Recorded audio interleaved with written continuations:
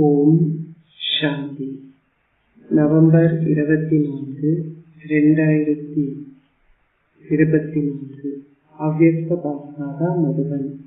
Murali original தேதி December 15, 2002. தந்தைக்கு சமமானவர் ஆகுவதன் மூலம் உங்களின் தகைமைகளை உங்களின் லட்சியத்திற்கு சமமாக ஆக்குவதற்கான நேரம் இதுவே. இன்று 4 திசைகளிலும் தமது சுய மரியாதை என்ற ஸ்திதியில் இருக்கும் குழந்தைகளை காண்பதில் பாப்தாதா மகிழ்ச்சி அடைகின்றார். இந்த சங்கமயத்தில் குழந்தைகளான நீங்கள் பெறுகின்ற சுய மரியாதையை விட கல்பம் முழுவதிலும் வேறெந்த ஆத்மாவாலும் மகத்தான சுய மரியாதையை பெற முடியாது. இந்த சுய மரியாதை மிக மகத்தானது. நீங்கள் அதை உணர்ந்திருக்கின்றீர்களா? சுய மரியாதையின் போதே மிக மகத்தானது. இது உங்களின் விழிப்புணர்வில் இருக்கிறதா? சுய மரியாதை என்ற மாலை மிகவும் நீண்டது. தொடர்ந்து ஒவ்வொரு மணியையும் எண்ணி சுய மரியாதையின் இந்த போதையின் அன்பில் உங்களை மறந்திருங்கள். நீங்கள் இந்த சுய மரியாதையை அல்லது இந்த பட்டங்களை பாப்தாதாவிடமிருந்தே பெற்றுள்ளீர்கள். நீங்கள் இறைவனிடமிருந்தே சுய மரியாதையை பெற்றுள்ளீர்கள். ஆகவே எந்த ஒரு அதிகாரத்தாலும் உங்களின் சுய மரியாதைக்குரிய ஆன்மீக போதையை அசைக்க முடியாது. ஏனென்றால் நீங்கள் அதை சர்வசக்திவானிடமிருந்தே பெற்றுள்ளீர்கள். எனவே இன்று அமர்ந்த வேளையில் குழந்தைகளான நீங்கள் ஒவ்வொருவரும் எத்தனை சுய மரியாதை மாலைகளை உங்களின் விழிப்புணர்வில் வைத்திருக்கின்றீர்கள் என்பதை பார்ப்பதற்காக உலகம் முழுவதும் சுற்றி வந்தார். இந்த மாலையை அணிந்திருப்பதென்றால் உங்களின் விழிப்புணர்வுடன் அந்த ஸ்திதியில் ஸ்திரமாக இருப்பது என்று அர்த்தமாகும். ஆகவே எந்த அளவிற்கு உங்களிடம் இந்த விழிப்புணர்வின் ஸ்திதி உள்ளது என உங்களையே சோதித்து பாருங்கள். எந்த அளவிற்கு உங்களிடம் சுய மரியாதையிலும் அதன் ஆன்மீக போதையிலும் நம்பிக்கையின் சமநிலை உள்ளதென பாப்தாதா பார்த்தார். நம்பிக்கை வைப்பதென்றால் ஞானம் நிறைந்தவராக இருப்பதாகும். ஆன்மீக போதையை கொண்டிருப்பதென்றால் சக்திசாலியாக இருப்பதாகும். எனவே பாபா 2 வகையான ஞானம் நிறைந்தவர்களை பார்த்தார். ஒன்று ஞானம் நிறைந்தவராக இருப்பது, மற்றொன்று ஞானியாக, அதாவது ஞான சுரூபமாக இருப்பது. எனவே உங்களையே கேட்டு பாருங்கள், இதில் நான் எது? குழந்தைகளான உங்களின் லட்சியம் மிகவும் மேன்மையானது என்பதை பாப்தாதா அறிவார். உங்களின் லட்சியம் மேன்மையானதல்லவா? எது மேன்மையானது? நீங்கள் அனைவருமே நீங்கள் தந்தைக்கு சமமானவர் ஆகுவீர்கள் என்றே கூறுவீர்கள். அதனால் தந்தை எப்படி அதி மேலானவரோ அதே போல் தந்தைக்கு சமமானவர் ஆகின்ற லட்சியமும் அதி உயர்ந்தது. ஆகவே உங்களின் லட்சியத்தை பார்க்கும் பொழுது பாப்தாதா மிகவும் சந்தோஷப்படுகின்றார். ஆனால் என்ன என்பதை பாபா உங்களுக்கு சொல்லட்டுமா? ஆனால் என்ன? ஆசிரியர்கள் சொல்ல வேண்டும். இரட்டை வெளிநாட்டவர்களே, ஆனால் என்ன என்பதை நீங்கள் கேட்பீர்களா? நீங்கள் புரிந்து கொண்டிருப்பீர்கள். உங்களின் தகைமைகள் உங்களின் லட்சியத்திற்கு சமமாக இருப்பதை பார்க்க பாப்தாதா விரும்புகின்றார். இப்பொழுது நீங்கள் ஒவ்வொருவரும் உங்களையே கேட்டு பாருங்கள். உங்களின் லட்சியம் உங்களின் தகைமைகளுக்கு, அதாவது உங்களின் நடைமுறை ஸ்திதிக்கு சமமாக இருக்கின்றனவா? இது ஏனென்றால் உங்களின் லட்சியமும் அதன் தகைமைகளும் சமமாக இருப்பதே தந்தைக்கு சமமாக இருப்பதாகும். இப்பொழுது இந்த சமநிலையை நெருக்கமாக கொண்டு வருவதற்கான நேரமாகும். தற்சமயம் குழந்தைகளின் ஒரு விஷயத்தை பார்க்கும்போது பாப்தாதாவால் தாங்க முடியாமல் உள்ளது. பல குழந்தைகளும் தந்தைக்கு சமமானவர் ஆகுவதற்காக வெவ்வேறு வகையான முயற்சிகளை செய்கிறார்கள். தந்தையிடம் நீங்கள் கொண்டிருக்கும் அன்பின் முன்னால் முயற்சி செய்ய வேண்டிய அவசியமில்லை. எங்கு அன்பு உள்ளதோ அங்கே முயற்சி வேண்டியதில்லை. ஷரீர உணர்வின் தவறான போதை உங்களின் சுபாவம் ஆகியுள்ளது. அது இயல்பானது ஆகியுள்ளது. ஷரீர உணர்விற்குள் வருவதற்கு நீங்கள் முயற்சி செய்ய வேண்டுமா, அல்லது நீங்கள் 63 பிறவிகளாக அதற்காக முயற்சி செய்வீர்களா? அது உங்களின் சுபாவம் ஆகியது, அது இயல்பாகியது. எனவே இப்பொழுதும் ஆத்ம உணர்வுடையவர் ஆகுவதற்கு பதிலாக நீங்கள் ஷரீர உணர்வுடையவர்கள் ஆகுவதாக நீங்கள் சில நேரங்களில் கூறுகின்றீர்கள். எனவே ஷரீர உணர்வானது உங்களின் சுபாவமாகவும் இயல்பானதாகவும் ஆகியிருப்பதை போல் இப்பொழுது ஆத்ம உணர்வு ஸ்திதியானது இயல்பானதாகவும் உங்களின் சுபாவமாகவும் ஆக வேண்டும். உங்களின் சுபாவத்தை மாற்றுவது கடினமானது. அது உங்களின் நோக்கம் அல்ல, ஆனால் அது உங்களின் சுபாவம் என நீங்கள் இப்பொழுதும் சில நேரங்களில் கூறுகிறீர்கள். எனவே நீங்கள் அந்த சுபாவத்தை இயல்பானது ஆக்கியுள்ளீர்கள். ஆனால் உங்களால் இயல்பாக உங்களின் சுபாவத்தை தந்தைக்கு சமமாக ஆக்க முடியாதுள்ளது. நீங்கள் தவறான சுபாவத்தினால் கட்டுப்படுத்தப்படுகின்றீர்கள். தந்தைக்கு சமமாக இருக்கின்ற சரியான சுபாவத்தை கொண்டிருப்பது ஏன் கடினமான வேலையாக உள்ளது? அதனால் இப்பொழுது குழந்தைகள் அனைவரும் ஆத்ம உணர்வாக இருக்கும் இயல்பான சுபாவத்தை கொண்டிருப்பதை பாப்தாதா பார்க்க விரும்புகின்றார். நீங்கள் தந்தை பிரம்மாவை கண்டீர்கள். நடக்கும் போதும் அசையும் போதும் எந்த ஒரு பணியை செய்யும் போதும் ஆத்ம உணர்வு ஸ்திதியே அவரின் இயல்பான சுபாவமாக இருந்தது. தற்காலத்தில் தாதிகள் குறிப்பாக எப்படி தேவதை ஸ்திதியையும் கர்மாதி ஸ்திதியையும் தந்தைக்கு சமமாக ஆகின்ற ஸ்திதியையும் உங்களின் இயல்பான சுபாவம் ஆக்குவது என்பதை பற்றி இதயபூர்வமாக உரையாடுகிறார்கள் என்ற செய்திகளை பாப்தாதா கேட்டார். அது உங்களின் சுபாவமாக வேண்டும். நீங்கள் இந்த இதயபூர்வமான உரையாடலை மேற்கொண்டீர்கள் தானே? இதையே தாதிஜி மீண்டும் மீண்டும் நினைக்கின்றார். அப்படித்தானே? அதாவது நீங்கள் தேவதையாக வேண்டும், நீங்கள் கர்மாத்தீத் அடைய வேண்டும், அதன் மூலம் தந்தை வெளிப்படுத்தப்படுவார். எனவே தேவதை ஆகுவதற்கான அல்லது அஷரீரி கர்மாத்தீத் ஸ்திதியை உருவாக்குவதற்கான விசேஷமான வழிமுறை அகங்காரமற்றவர் ஆகுவதாகும். அகங்காரமற்ற ஒருவராலேயே அஷரீரியானவர் ஆக முடியும்.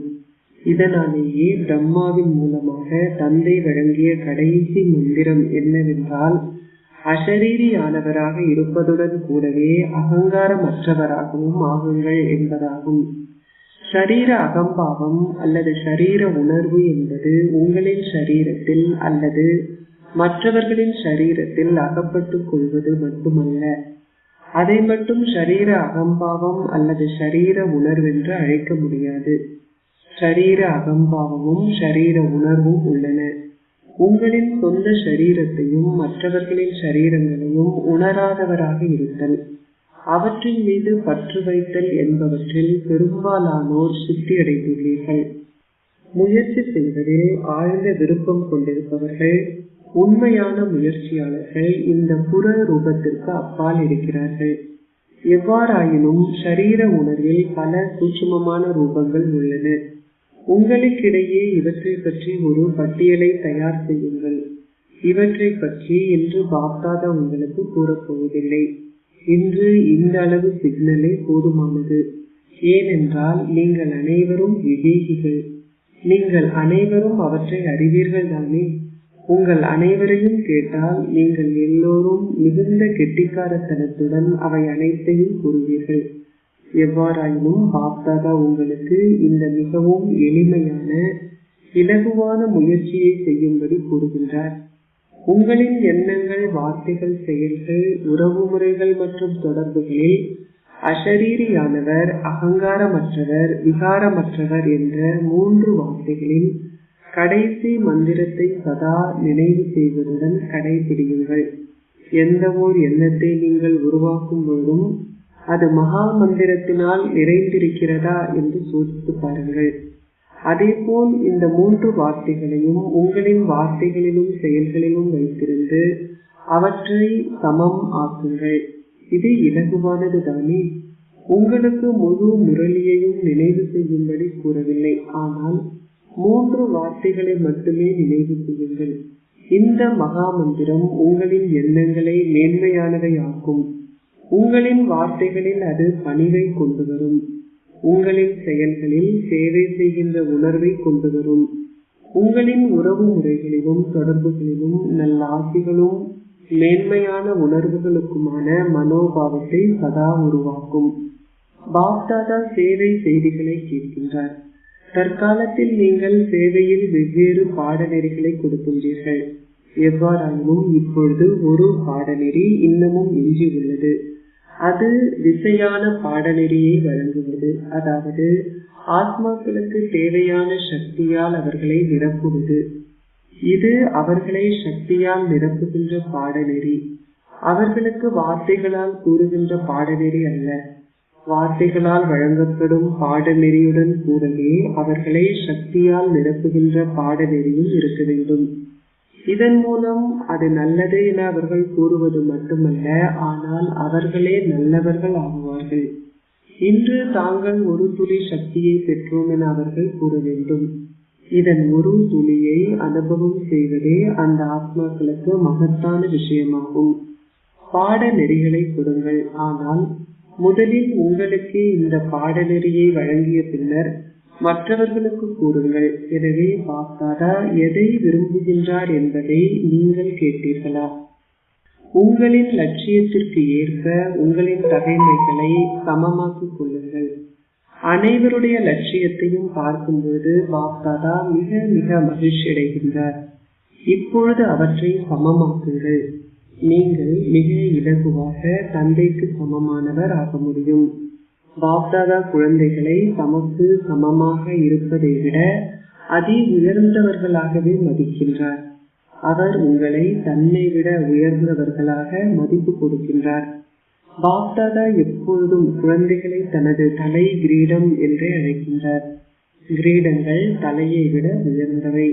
அப்படித்தானே ஆசிரியர்களே? நீங்கள் தலை கிரீடங்கள் தானே? ஆசிரியர்களிடம் பாப்தாதா பேசுகின்றார். பாருங்கள், ஆசிரியர்கள் பலர் இருக்கிறார்கள். ஒரு குழுவில் இத்தனை பல ஆசிரியர்கள் இருந்தால் ஒவ்வொரு குழுவிலும் எத்தனை ஆசிரியர்கள் இருப்பார்கள்? பாப்தாதாவின் எதிர்பார்ப்புகளில் ஒன்றை நிறைவேற்றுகின்ற எண்ணம் ஆசிரியர்களிடம் உள்ளது. ஆனால் நீங்கள் அதை பாபாவின் முன்னால் கொண்டு வரவில்லை. அது என்னவென்று உங்களுக்கு தெரியுமா? முதலில் பாப்தாதா உங்களிடம் வாரிசுகளின் மாலையை உருவாக்கும்படி கூறினார். வாரிசுகளின் மாலை பொதுவான மாலை அல்ல. இரண்டாவதாக, உங்களுடன் தொடர்பில் அல்லது உறவு முறையில் இருப்பவர்களை மைக்குகள் ஆக்குங்கள். நீங்கள் சொற்பொழிவுகள் ஆற்றுவதில்லை, ஆனால் உங்களின் சார்பாக அவர்கள் ஊடகமாக வேண்டும். உங்களின் சொந்த ஊடகத்தை உருவாக்குங்கள். ஊடகத்துறை என்ன செய்யும்? அவர்கள் ஒளியை பரப்புவார்கள். அது சரியாகவோ அல்லது பிழையாகவோ இருக்கலாம். ஆனால் ஊடகத்துறை செய்வதை போன்று வெளிப்படுத்துகையின் சத்தத்தை பரப்புகின்ற மைக்குகளை தயார் செய்யுங்கள். கடவுள் வந்துவிட்டார், கடவுள் வந்துவிட்டார் என நீங்கள் கூறுவீர்கள். அவர்கள் அதை பொதுவான ஒன்றாகவே கருதுகிறார்கள். எவ்வாறாயினும் மற்றவர்கள் அதை உங்களின் சார்பாக கூற வேண்டும்.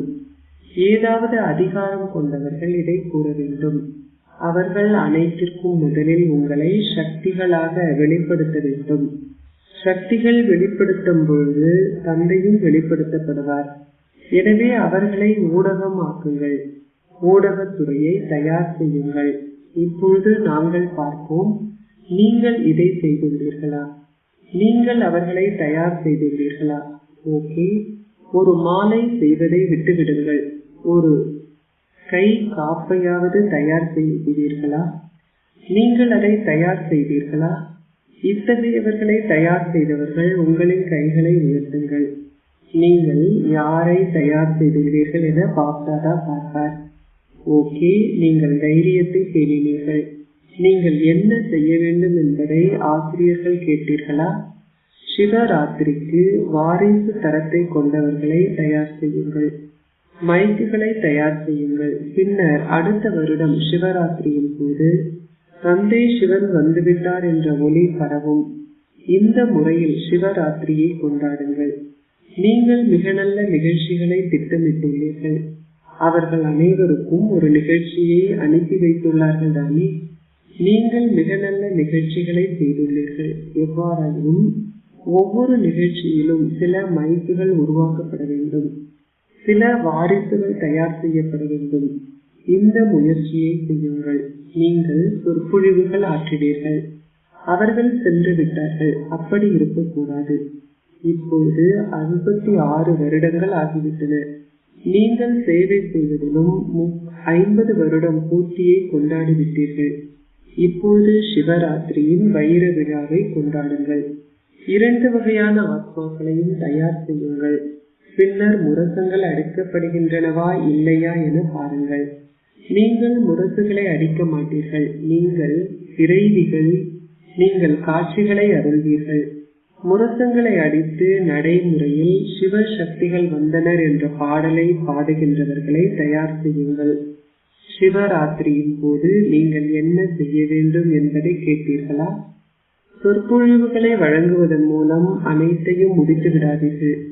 அப்பொழுது நீங்கள் எழுதுவீர்கள், பாபா 5 லட்சம் பேர் வந்தார்கள்.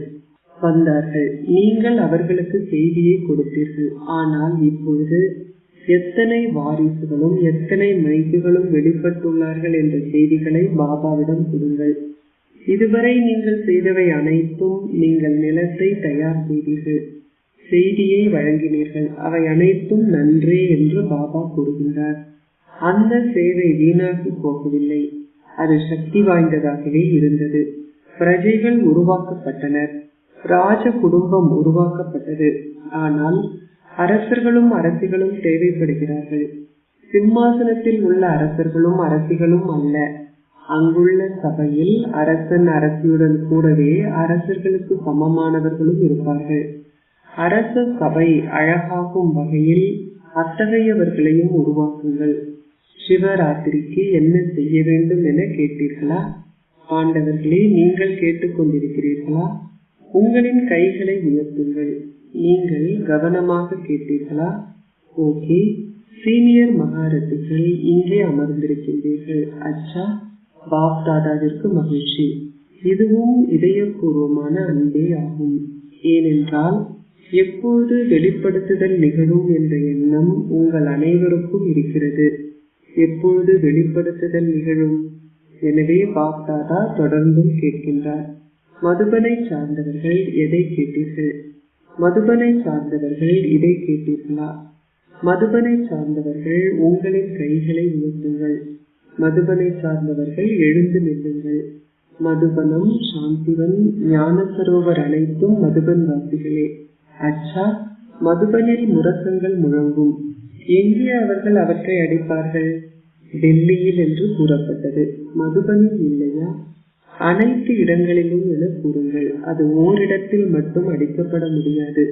அவை மதுபனிலும் அடிக்கப்படும், அத்துடன் அனைத்து இடங்களிலும் அடிக்கப்படும். அப்பொழுது மட்டுமே கும்பகர்ணர்கள் விழித்துக் கொள்வார்கள். மதுபனை சார்ந்தவர்கள் இதை கேட்பார்களா? இதை கேட்டீர்களா? மிகவும் நல்லது.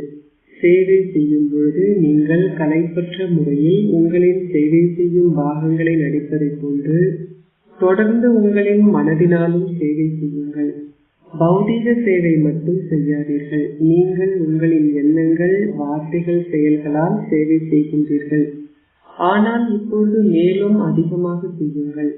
அச்சா, மதுபனை சார்ந்தவர்களை மறக்கவில்லை. பாப் தாதா மதுபனில் வருகின்றார். ஆனால் அவர் மதுபனை பற்றி குறிப்பிடுவதில்லை என மதுபனை சார்ந்தவர்கள் நினைக்கிறார்கள்.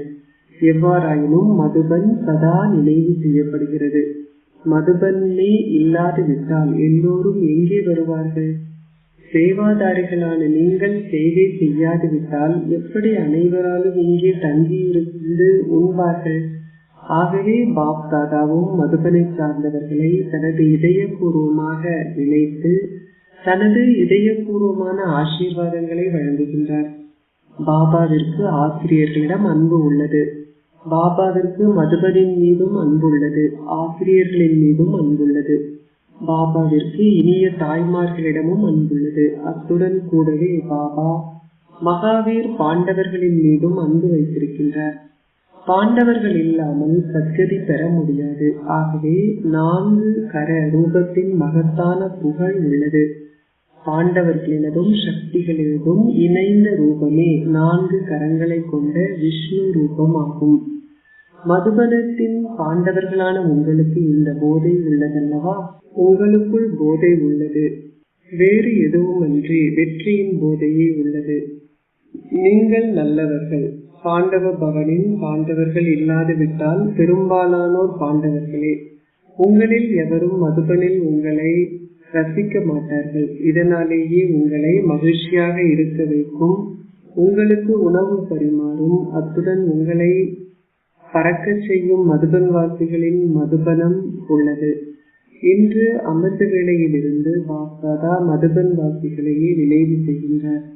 நீங்கள் இங்கே இருந்தாலும் அல்லது மேலே அமர்ந்திருந்தாலும் அல்லது இங்கே கடமையில் ஈடுபட்டுள்ள மதுபன்வாசிகளாக இருந்தாலும் அமிர்த வேளையிலிருந்து அனைத்து இடங்களிலும் உள்ள மதுபன்வாசிகளுக்கும் பாப்தாதா நினைவுகளை வழங்குகின்றார். அச்சா, பாப்தாதா உங்களுக்கு வழங்கிய ஆன்மீக அபியாசத்தை நீங்கள் எத்தனை முறை செய்தீர்கள்? அதை செய்வதற்கு உங்களுக்கு எவ்வளவு நேரம் எடுத்தது? அஷரீரியும் தேவதையும் பாபாவும் தாதாவும் ஒரு கணம் அஷரீரி ஆகுங்கள், அடுத்த கணம் தேவதை ரூபம் ஆகுங்கள். இரண்டிலும் ஷரீர உணர்வுகள் எவையும் இருக்காது.